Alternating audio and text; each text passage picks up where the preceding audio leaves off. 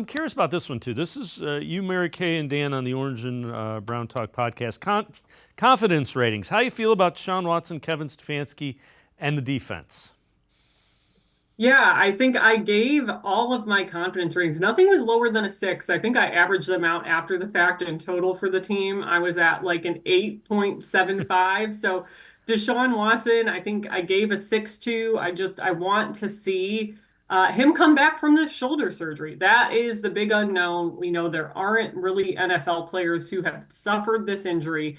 But I will say, watching him throughout the offseason, throughout the preseason, I've been cautiously optimistic. So I think 6 is the perfect number to kind of represent that. I think I didn't expect to see him throw as much as he did in the spring. And then, general arm soreness aside, here at the end of training camp, I don't think I really expected him to come out, that very first week training camp open and throw back to back to back days. Like that was something we didn't know that we were going to see right away, just knowing that everything this injury entails. So I think 6 is the perfect number for him. Kevin Stefanski and the coaching staff, I gave about a 9 to at this point. It just seems like this is Kevin Stefanski's team. He knows what he wants. I think I love some of the coaching changes they've made. I know on our podcast, I singled out Jacques Césaire coaching the D line now and Deuce Staley coaching the running backs. Both of those guys, former players who current players really respect. They know what they're talking about. I think they bring a different energy to those units.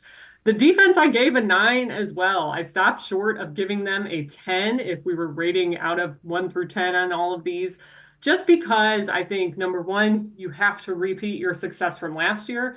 And number two, the big one, you have to do it against some better quarterbacks with that second place schedule, which we know the Browns haven't had to play in forever. So I definitely think it's not dinging them for anything they did or didn't do yet. It's just like, hey, come out and prove it against some of these tougher quarterbacks that are going to be coming to town this year. Yeah, I understand that.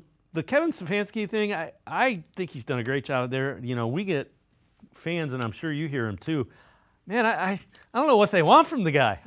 He's he, he Yeah. he took him to the playoffs. He's a 2-time coach of the year, and he and Andrew Berry inherited 1-31. I think perspective is needed. Now, they need to go to that next level where you're a perennial playoff team. That's the challenge in front of Kevin Stefanski and Andrew Berry, I think.